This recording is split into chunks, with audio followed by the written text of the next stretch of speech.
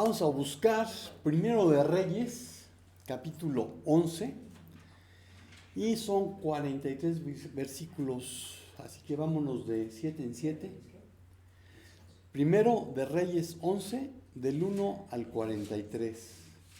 Y comenzamos con Carlos. Pero el rey Salomón amó, además de la hija de Faraón, a muchas mujeres extranjeras, a las de Moab, a las de Amón, a las de Edom, a las de Sidón y a las eteas, gentes de las cuales Jehová había dicho a los hijos de Israel: no os llegaréis a ellas, ni ellas se llegarán a vosotros, porque ciertamente harán inclinar vuestros corazones tras sus dioses. A estas, pues, se juntó Salomón con amor. Y tuvo 700 mujeres reinas y 300 concubinas, y sus mujeres desviaron su corazón.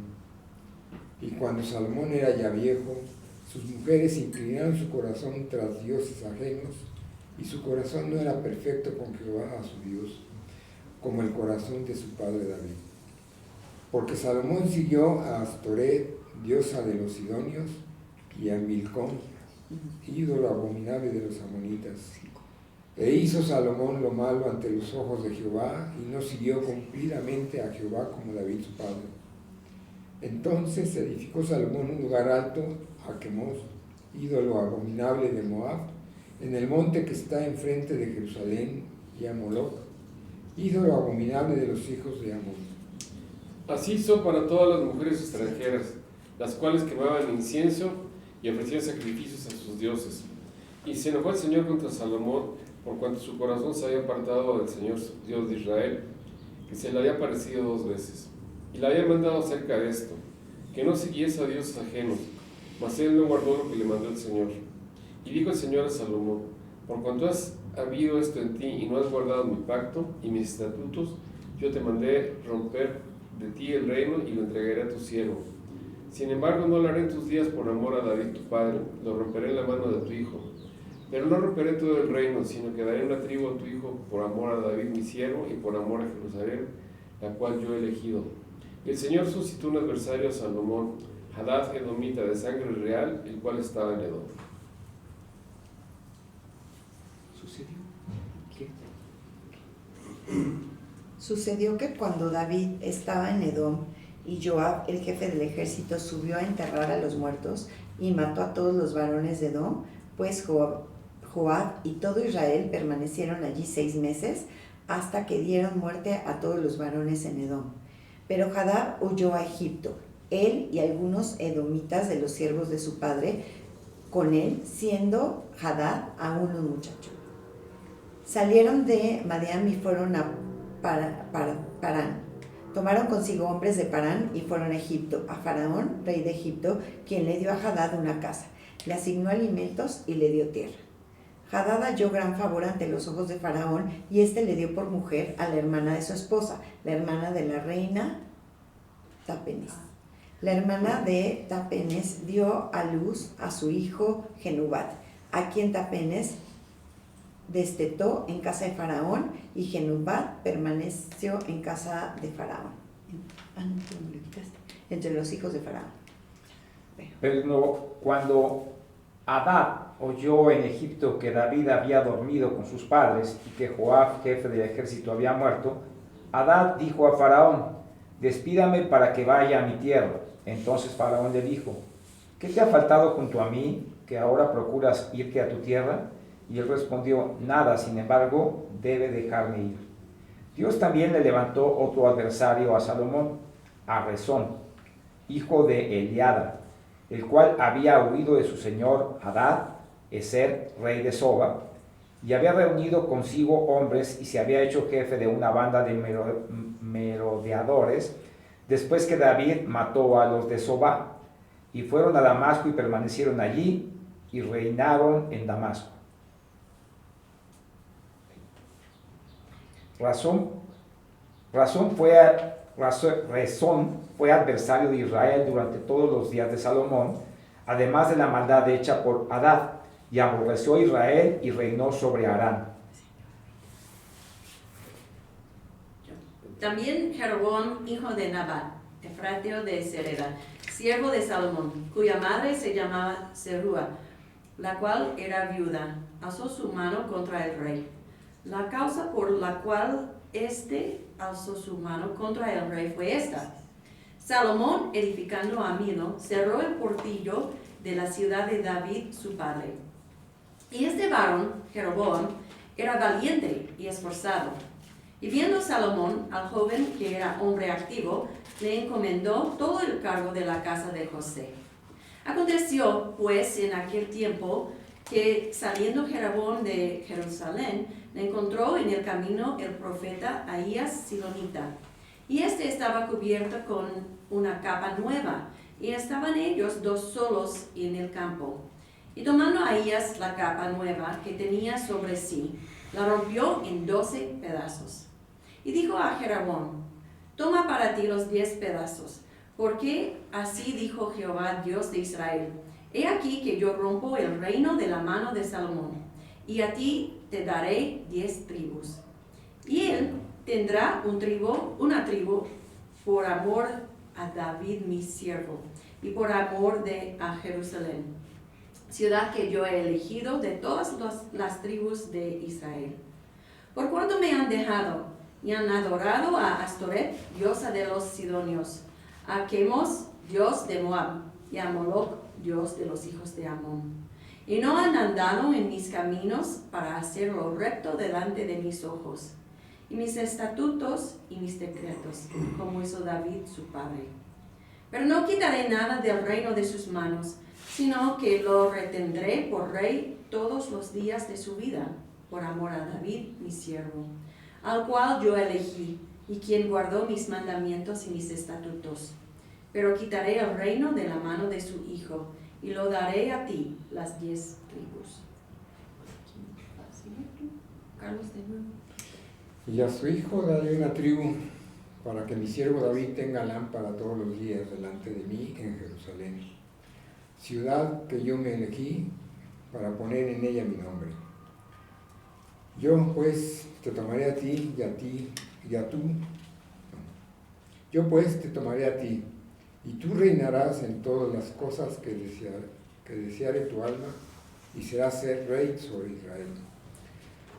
Y si prestares oído a todas las cosas que te mandare, y anduvieres en mis caminos, e hicieres lo recto delante de mis ojos, guardando mis estatutos y mis mandamientos, como hizo David mi siervo, yo estaré contigo y te edificaré casa firme, como la edifiqué a David, y yo te entregaré a Israel.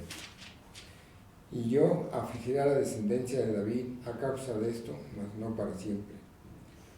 Por esto Salomón procuró matar a Jeroboam, pero Jeroboam se levantó y huyó a Egipto, a Sisac, rey de Egipto, y estuvo en Egipto hasta la muerte de Salomón. Los demás hechos de Salomón y todo lo que hizo y su sabiduría, ¿no está escrito en el libro de los hechos de Salomón? ¿Sí? Los días que Salomón reinó en Jerusalén, sobre todo Israel, fueron 40 años. Y durmió Salomón con sus padres y fue sepultado en la ciudad de su padre David, y reinó en su lugar Roboam su hijo.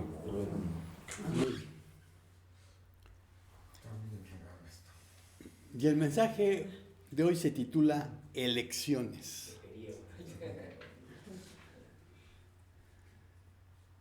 Elegir viene del latín eligere, compuesto del prefijo e por ex, que es fuera, y legere, que quiere decir escoger. Según el diccionario es escoger o preferir a alguien o algo para un fin.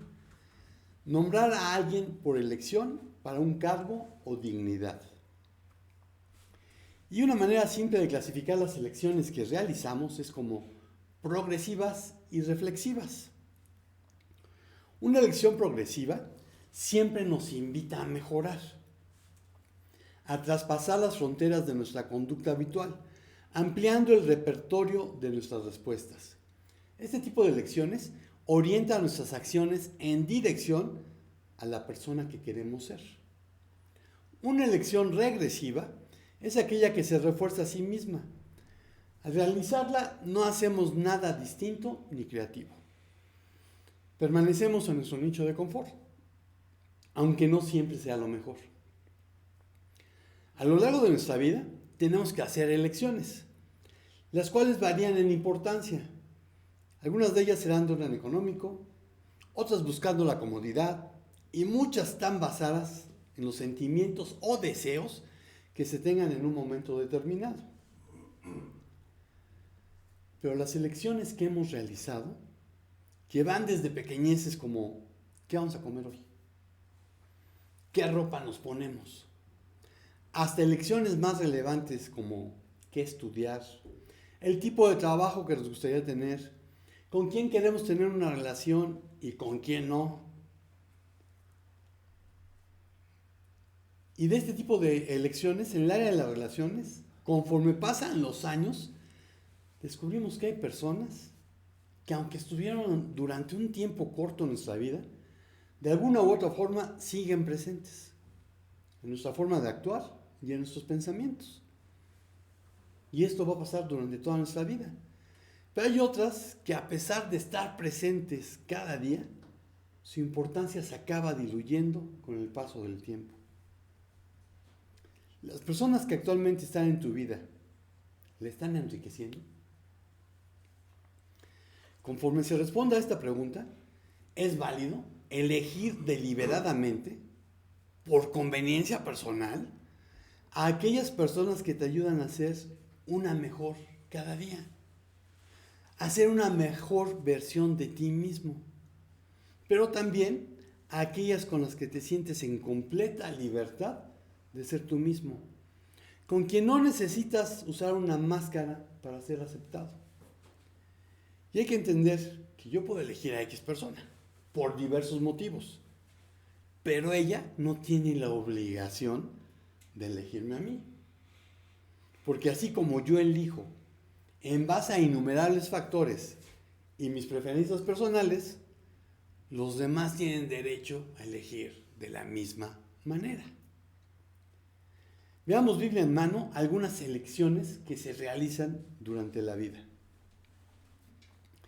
Y el primer punto es elegir una carrera. Génesis 4 del 1 al 7. Génesis 4 del 1 al 7.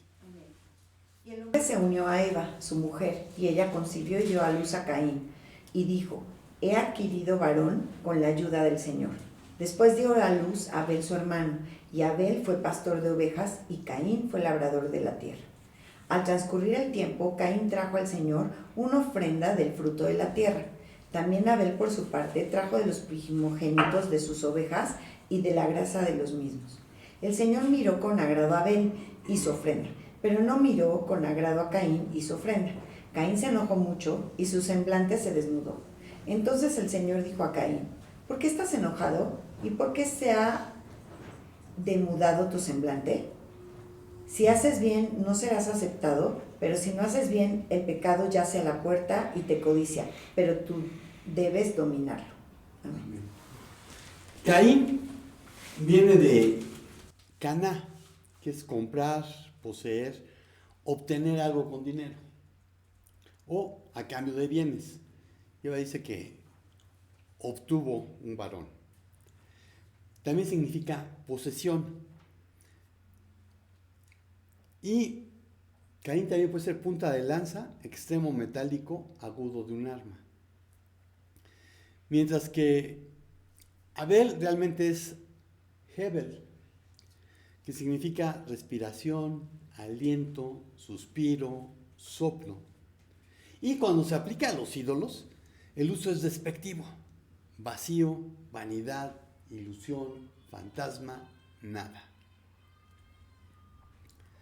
Aquí nos dice que Hebel fue pastor, roetzo, y ser pastor es cuidar de las necesidades que tienen las bandadas de pequeños mamíferos, un conjunto de cabras y o ovejas.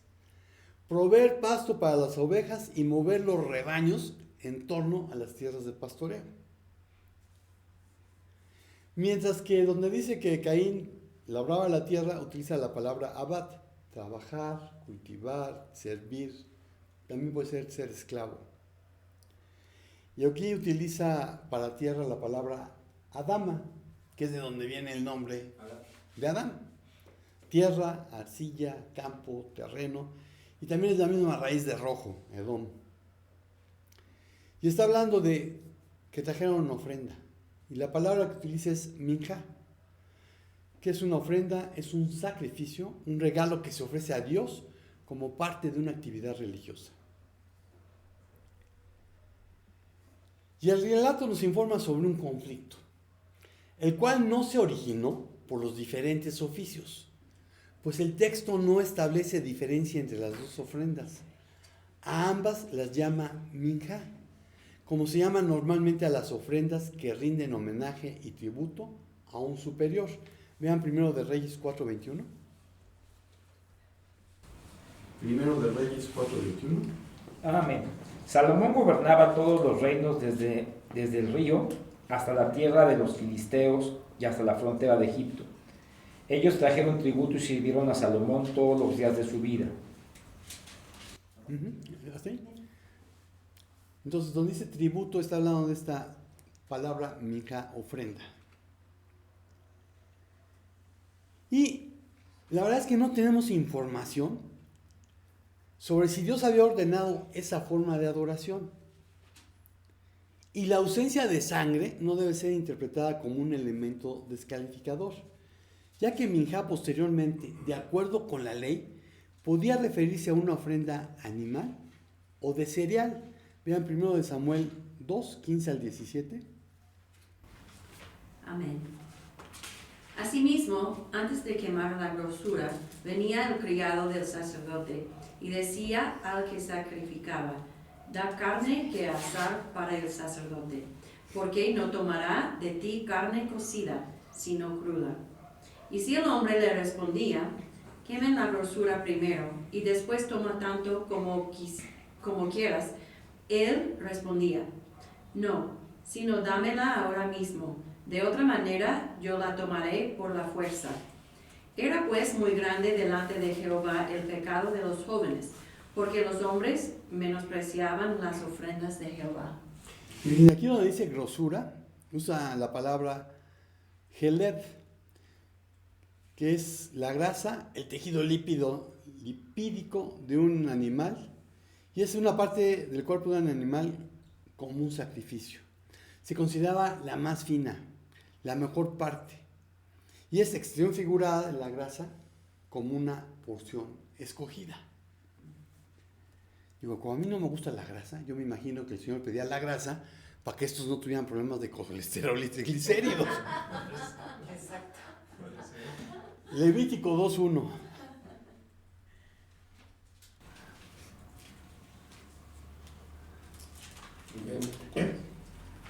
Cuando alguna persona ofreciese oblación al Señor, su ofrenda será flor de harina, sobre la cual echará aceite y pondrá sobre ella incienso. Entonces la palabra que utiliza tanto para la grasa como las vegetales es minja. Y literalmente el texto hebreo relata que Dios miró y no miró las ofrendas. Dice sha'ah, que habla de aceptar, mirar con favor, tener en cuenta, recibir un regalo como adecuado. Entonces dice que miró y que no miró. Y donde dice con agrado, el calificativo es una interpretación que surge del contexto. Pero el hecho de mirar o no mirar indica algo de lo que Dios quiso expresar. Sin embargo, no está relacionado con las distintas vocaciones, sino en las características de las ofrendas. Aplicándolo hoy en día, en que existen tantas profesiones, oficios y maneras honestas de ganarse la vida, podemos decir que puedes elegir libremente a qué quieres dedicarte.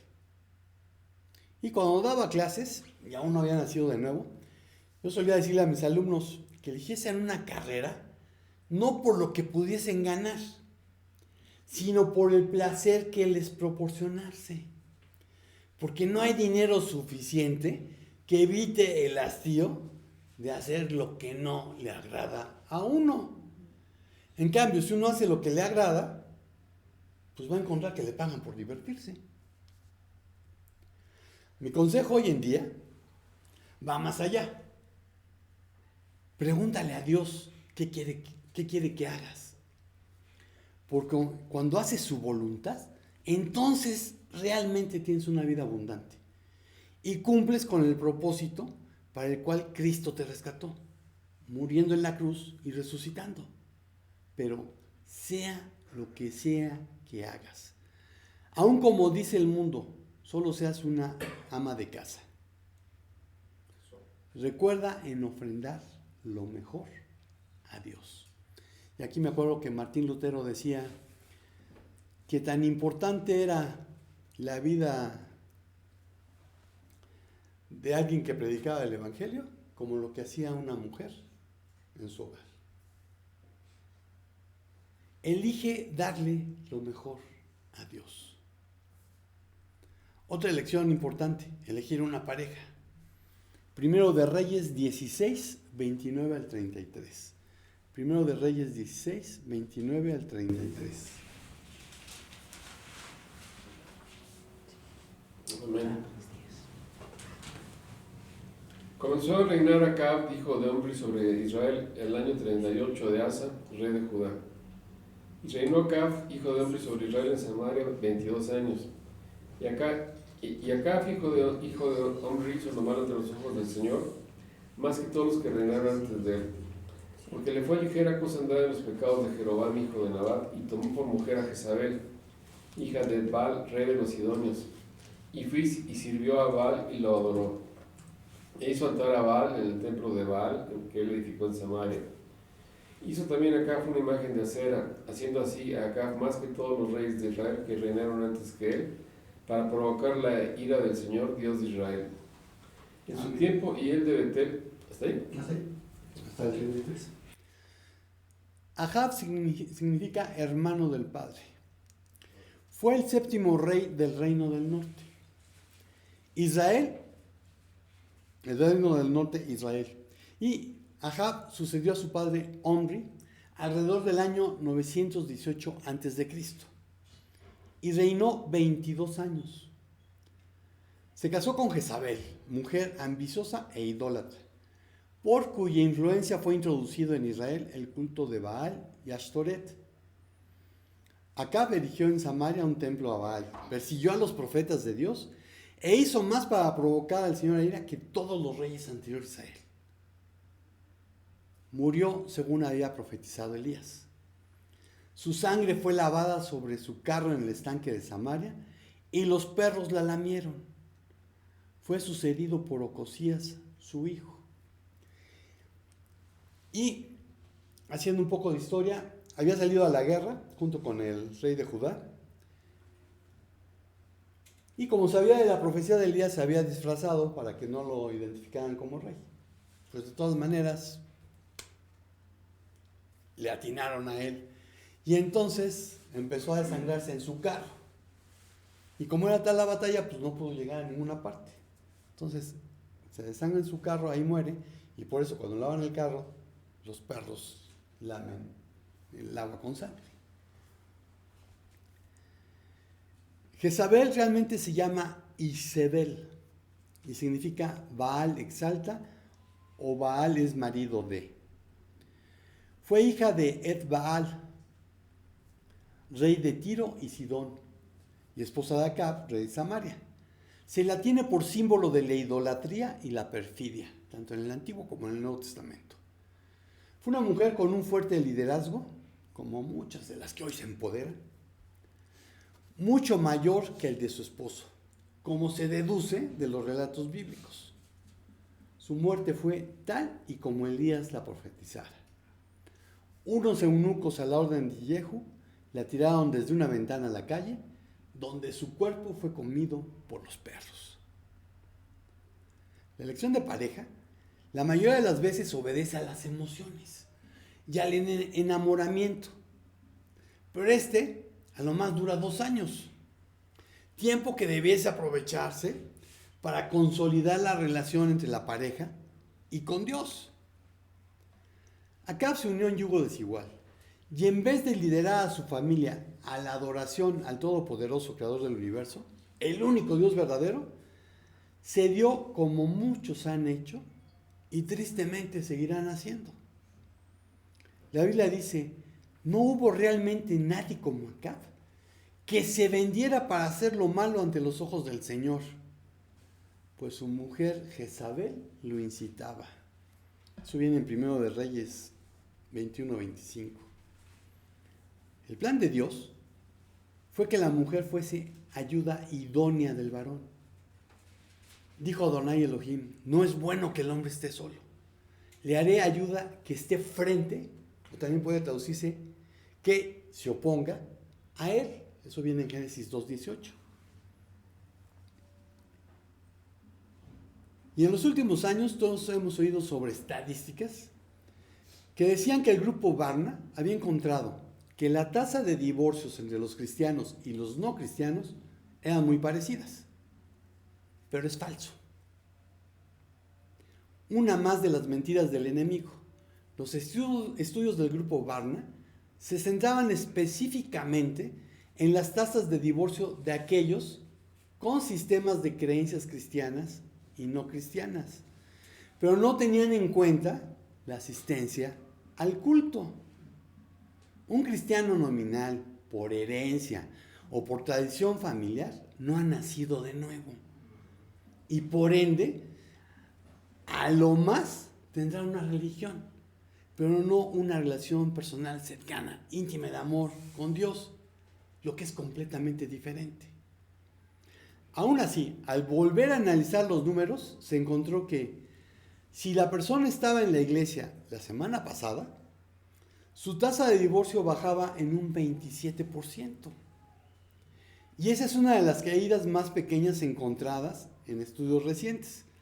En general, la asistencia regular a la iglesia reduce la tasa de divorcio entre un 25 y un 50%, dependiendo del estudio que se mire.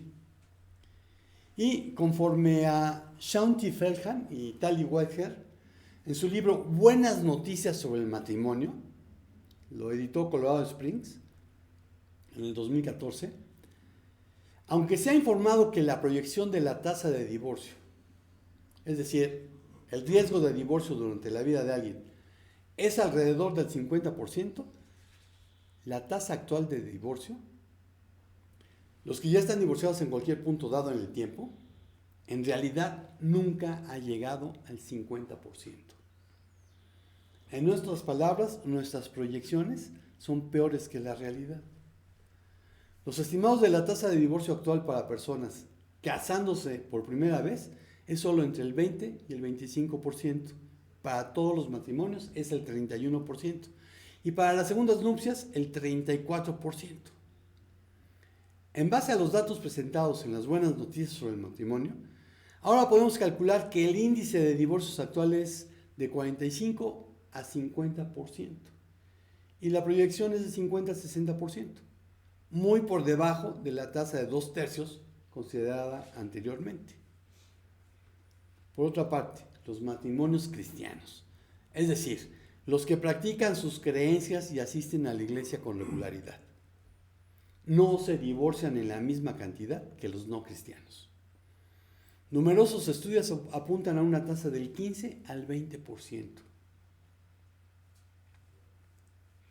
Quisiéramos que fuera cero, pero la verdad es que es del 15 al 20%. Pero la mayoría de las parejas están contentas.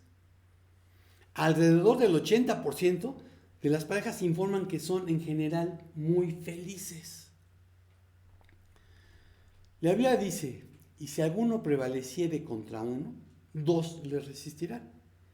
Y cordón de 3 dobleces no se rompe pronto. Eso viene de Eclesiastés 4:12. Bueno, aplicado a la unión monógama, heterosexual, instituida por Dios, le incluye a él para que sea más fuerte. Pero quienes no han incluido a Dios en las elecciones de su vida, también pasan por alto la amonestación que Pablo hizo. No se asocien con los incrédulos formando una pareja desigual. ¿Acaso tiene algo que ver la rectitud con la maldad? ¿Tienen algo en común la luz y las tinieblas? ¿Qué acuerdo puede haber entre Cristo y Satanás? ¿Qué relación entre el creyente y el incrédulo? ¿Puede haber algo en común entre el templo de Dios y los ídolos? Pues nosotros somos templos de Dios viviente. Así lo ha dicho Dios mismo: habitaré y caminaré en medio de ellos. Yo seré su Dios y ellos serán mi pueblo. Por tanto, salgan de entre esas gentes y apártense de ellas, dice el Señor. No toquen cosa impura y yo les acogeré. Seré padre para ustedes y ustedes serán mis hijos e hijas, dice el Señor Todopoderoso. Eso viene en 2 Corintios 6, 14 al 18. Y la verdad es que tú eliges. ¿Quieres que el Padre te dirija a elegir a tu pareja? ¿O quieres tener por suegro al diablo? Elige una pareja que ame a Dios. Tercer punto, elegir un gobernante. 1 Samuel 8, 4 al 22. 1 Samuel 8, 4 al 22. Entonces se reunieron todos los ancianos de Israel y fueron a Samuel en Ramá y le dijeron: mira, has envejecido y tus hijos no andan en tus caminos. Ahora pues, danos un rey para que nos juzgue como todas las naciones. Pero fue desagradable a los ojos de Samuel que dijeran: danos un rey que nos juzgue, y Samuel oró al Señor. Y el Señor dijo a Samuel: escucha la voz del pueblo en cuanto a todo lo que te digan, pues no te han desechado a ti, sino que me han desechado a mí para que yo no sea rey sobre ellos. Así como todas las obras que han hecho desde el día en que los saqué de Egipto hasta hoy, abandonándome y sirviendo a otros dioses, así lo están haciendo contigo también. Ahora pues, oye su voz. Sin embargo, les advertirá solemnemente y les hará saber el proceder del rey que reinará sobre ellos. Entonces Samuel habló todas las palabras del Señor al pueblo que le había pedido rey, y dijo: así será el proceder del rey que reinará sobre ustedes. Tomará sus hijos, los pondrá a su servicio, en sus carros y entre su gente de a caballos, y correrán delante de sus carros reales. El rey nombrará para su servicio jefes de 1000 y de 50, y a otros para labrar sus campos y recoger sus cosechas, y hacer sus armas de guerra y pertrechos para sus carros. También tomará a sus hijas para perfumistas, cocineras y panaderas. Les tomará lo mejor de sus campos, de sus viñedos y de sus olivares, y se los dará a sus siervos. De su grano y de sus viñas tomará el diezmo, para darlo a sus oficiales y a sus siervos. Les tomará también sus siervos y sus siervas, sus mejores jóvenes y sus asnos, y los usará para su servicio. De sus rebaños tomará el diezmo, y ustedes mismos vendrán a ser sus siervos. Ese día clamarán por causa de su rey, a quien escogieron para ustedes, pero el Señor no le responderá en ese día. No obstante, el pueblo rehusó oír la voz de Samuel y dijeron: no, sino que habrá rey sobre nosotros, a fin de que seamos como todas las naciones, para que nuestro rey nos juzgue, salga delante de nosotros y dirija nuestras batallas. Después que Samuel escuchó todas las palabras del pueblo, las repitió a oídos del Señor. Y el Señor dijo a Samuel: escuchadlos y nombrarles un rey. Entonces Samuel dijo a los hombres de Israel: váyase cada uno a su ciudad. Amén. Amén. Samuel fue un líder eficaz, intachable. No así sus hijos, quienes se caracterizaban por la avaricia, aceptaban sobornos, pervertían la justicia, violaban la Torá y el compromiso social fundacional de Israel, la práctica de justicia para todos, sin privilegios ni preferencias. Ante la vejez de Samuel, la corrupción de sus hijos y la amenaza que representaban los filisteos, los israelitas decidieron solicitar a Samuel un rey, quien, conforme al texto, lo consideró una forma de rechazo de su liderazgo, lo que tras años de servicio le debe haber calado hondo. Sin embargo, no se lo expuso a ellos, sino a Dios, quien le aclaró que era a él a quien el pueblo estaba rechazando. Pues el meollo del asunto era que querían ser como cualquier otra nación. Y aquí donde dice que seremos como las otras naciones, la palabra en hebreo es goyim, que sigue siendo la manera como los judíos se refieren a los que no son judíos. El singular es goy y el plural es goyim. Bueno, aquí cuando habla de naciones dice goyim. Entonces el meollo es que querían ser como todos los demás. Además Dios le dijo que este rechazo no era un incidente nuevo, sino una acción característica del pueblo. Esa era su tendencia, abandonar al Señor e irse tras otros dioses. Dios les concedió su petición, no sin antes explicarles que de alguna manera era un retorno a la situación anterior al Éxodo. Pero esta vez la sufrirían no a manos de los egipcios, sino de un rey israelita. Se convertirían en esclavos en su propia tierra. El pueblo de Israel se equivocó al pensar que su mayor problema radicaba en su sistema de gobierno. Y al optar por la monarquía, Israel eligió una autonomía que solo podía conducir a la esclavitud, al abandono y eventualmente a la muerte. A pesar de que Samuel les advirtió que lo más probable sería que los reyes tomaran en lugar de darles lo que esperaban. Políticos tenían que ser.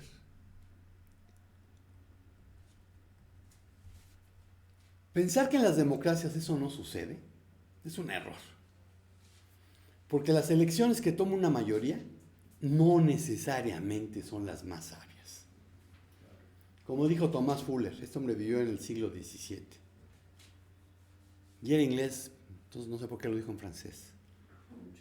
La foule a beaucoup de têtes et pas de cervelle. La multitud tiene muchas cabezas, pero no tiene cerebro. Y solo hay que ver el estado en que se encuentra el país, gracias a las mayorías. Pero como Joseph de Maistre, vivió de 1753 al 1821, dijo: cada pueblo o nación tiene el gobierno que se merece. Aunque quizás prefieras lo dicho por André Malraux, vivió ya en el siglo XX, 1901 a 1976. No es que la gente tenga el gobierno que se merece, sino que tienen los gobernantes que se le parecen. O más dura, la de José Martí, 1853 a 1895. Pueblo que soporta a un tirano, se lo merece. Pero al igual que acontecía con Israel, el problema no es el tipo de gobierno, sino que se ha rechazado a Dios. Por más que las manifestaciones religiosas sean multitudinarias y constantes a lo largo y ancho de México, porque la verdad es que ninguna religión te puede salvar. Y si vemos, todas estas manifestaciones son pura idolatría. Jesús lo dejó bien claro. Vean Juan 14:6. Amén. Jesús le dijo: yo soy el camino y la verdad y la vida. Nadie viene al Padre sino por mí. Nadie viene al Padre si no es por Jesús. Él dijo que Él era el camino. Y solamente el dicho de que todos los caminos llevan a Roma funciona, porque en aquel entonces los romanos eran excelentes ingenieros y construían caminos que iban rumbo a Roma. Pero se ha pretendido que todas las religiones te pueden llevar a Dios. Falso de toda falsedad. Jesús dijo que Él era el único camino, que Él era la verdad. Hoy en día la sociedad quiere tener su verdad cada quien, pero yo no puedo tener diferentes verdades. Requiere una verdad absoluta. Y vuelvo a poner el ejemplo. Si tú vas a la tiendita a comprar 1 kilo de huevo y te dan 800 gramos, porque el tendero dice que para él 1 kilo son 800 gramos, pues no vas a estar de acuerdo. Pero esa es su verdad. ¿Por qué no estás de acuerdo con su verdad? Respétalo, sé tolerante. Ah, no, es que mi verdad es que 1 kilo deben ser 1200 gramos. ¿Por qué no me respeta él a mí? Necesitamos tener absolutos. Y sabemos que 1 kilo son 1000 gramos. Aquí, en China, en Francia y en algunas partes en Estados Unidos, porque manejamos libras. Entonces Jesús dijo que él era la verdad. Así que la verdad no es una idea filosófica, es una persona. Es Dios hecho carne. Y dijo que era la vida. ¿Quieres tener una vida abundante? Tienes que tener un encuentro personal con Cristo. Tienes que reconocerlo como tu único y suficiente salvador personal. Tienes que hacer al lado toda otra creencia y seguir a Cristo. Elige que Dios gobierne tu vida. La conclusión es elegir tu Dios. Josué 24, 14 al 15. Josué 24, 14 al 15.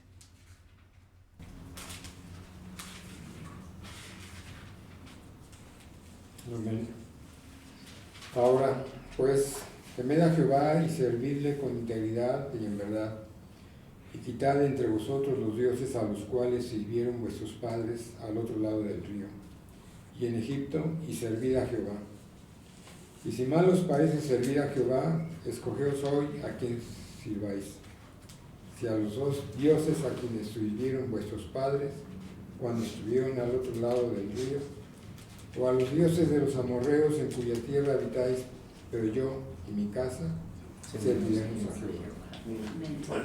Y aquí la palabra servir en hebreo es abad.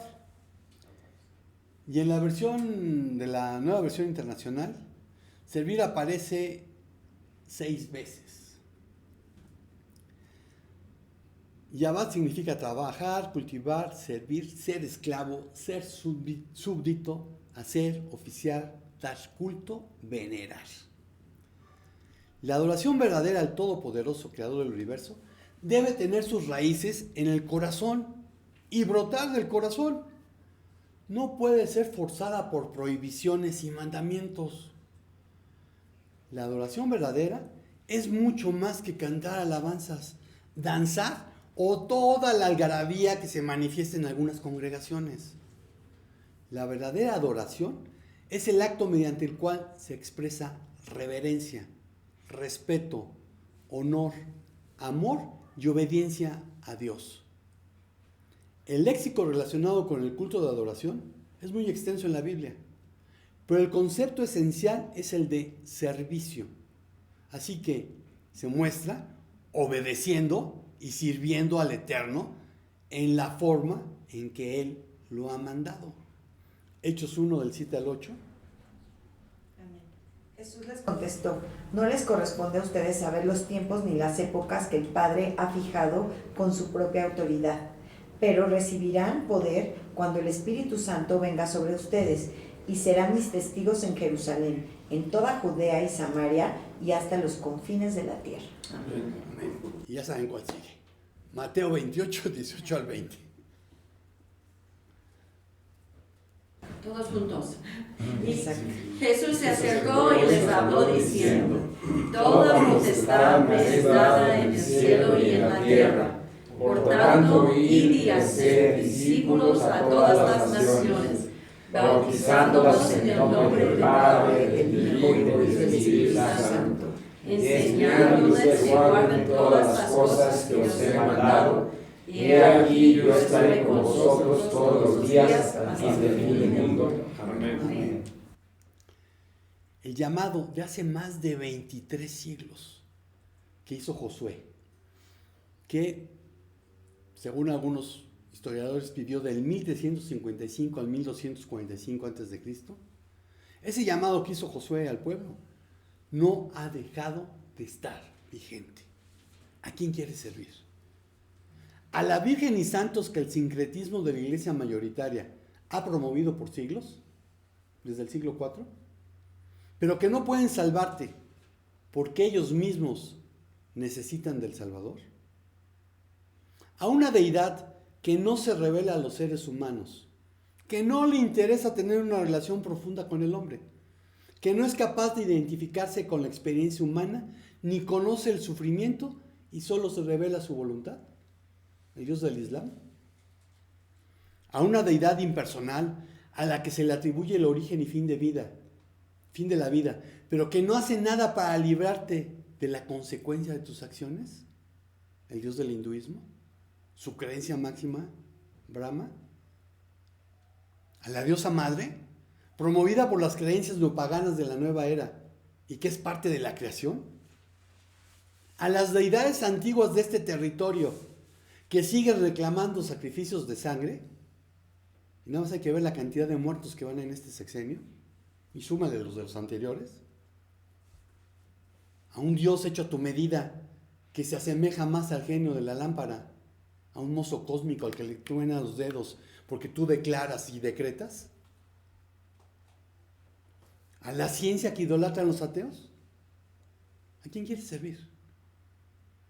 Aproximadamente un siglo y medio después de la muerte de Josué, cuando Jefté llegó a ser el 9º juez de Israel, Dios reconvino a Israel.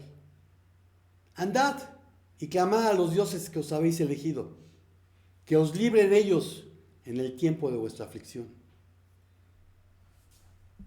Cuando Israel eligió un rey, Samuel les advirtió que iban a clamar y que Dios no les iba a oír, no les iba a hacer caso, porque ellos ya habían elegido servir a alguien más.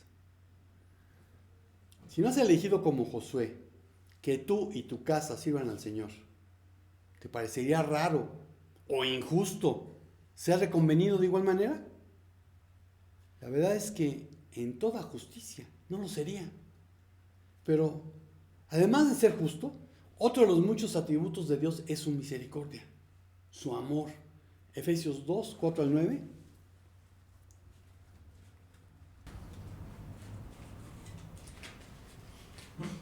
Amén.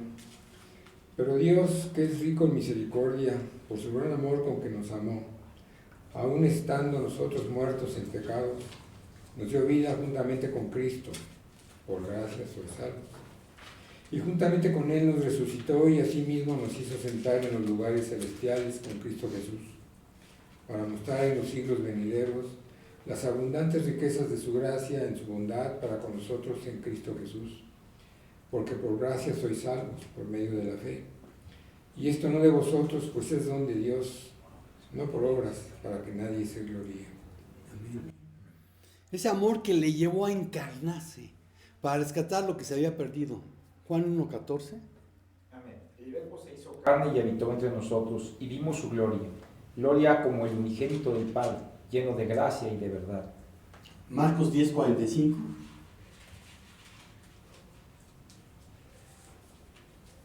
Amén. Porque el Hijo del Hombre no vino para ser servido, sino para servir y para dar su vida en rescate por muchos. Amén. Ojo, por muchos, ¿eh? ¿Por qué no dice por todos? Porque no todos están dispuestos a reconocerlo como su Señor y Salvador. Filipenses 2, del 5 al 11. Amén. Haya pues en vosotros este sentir que hubo también en Cristo Jesús, el cual, siendo en forma de Dios, no estimó el ser igual a Dios como cosa a que aferrarse, sino que se despojó a sí mismo, tomando forma de siervo, hecho semejante a los hombres. Y estando en la condición de hombre, se humilló a sí mismo, haciéndose obediente hasta la muerte y muerte de cruz. Por lo cual Dios también le exaltó hasta lo sumo y le dio un nombre que es sobre todo nombre, para que en el nombre de Jesús se doble toda rodilla de los que están en los cielos y en la tierra y debajo de la tierra, y toda lengua confiese que Jesucristo es el Señor, para gloria de Dios. Amén. Segunda a los Corintios 5:21. Al que no conoció pecado, para que fuéramos hechos justicia de Dios en él. Amén. Y primera Timoteo 3:16. Amén.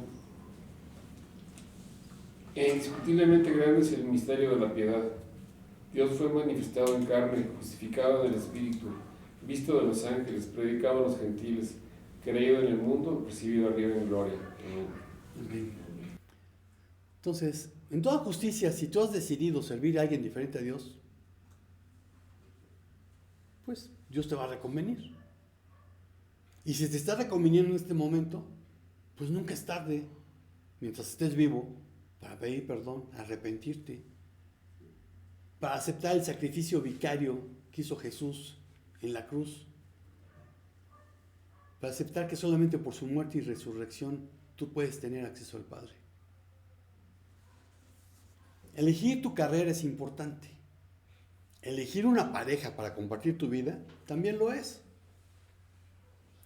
Definitivamente, elegir un gobernante no es una decisión menor, aunque depende de mucha más gente. Y no busques pretextos para tu indolencia como ciudadano al no votar, saliéndote por la tangente, diciendo que Dios es quien quita y pone reyes. Porque en esa elección, como en muchas más, nos encontramos dentro de su voluntad permisiva.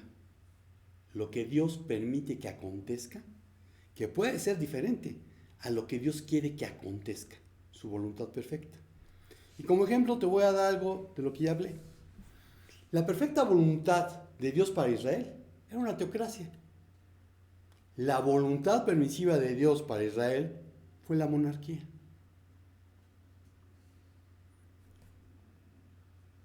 Y sí, hay personas que Dios permite que lleguen a gobernar a una nación para juzgarla por haberle dado la espalda a Él. Y termino citando a Moisés. Hoy pongo a los cielos y a la tierra por testigos contra ustedes, de que he puesto ante ustedes la vida y la muerte, la bendición y la maldición. Elige pues la vida, para que tú y tu descendencia vivan, y para que ames al Señor tu Dios y atiendas a su voz y lo sigas, pues Él es para ti vida y prolongación de tus días. Así habitarás la tierra que el Señor juró a tus padres, Abraham, Isaac y Jacob, que les daría a ustedes. Y concluyo diciendo que tus elecciones sean guiadas por Dios. Amén. Y Señor, pues, ayúdanos a elegir conforme a tu voluntad siempre. Ayúdanos a estar dentro de tu voluntad perfecta y no a hacer uso de tu voluntad permisiva. Y Señor, las veces que hemos abusado de esa voluntad permisiva, pues perdónanos y muéstranos cómo corregir el camino. Gracias por tu amor, Señor, y gracias porque en algún momento de nuestras vidas tomamos la elección correcta. Elegimos seguir a Cristo. Gracias en su nombre. Amén. Y amigos, hermanos de internet, si no han ido a votar, vayan a votar. Y nos vemos el próximo domingo si el Señor nos dice otra cosa. Shalom, shalom. Yo así, amigos y hermanos, en vivo y a todo color.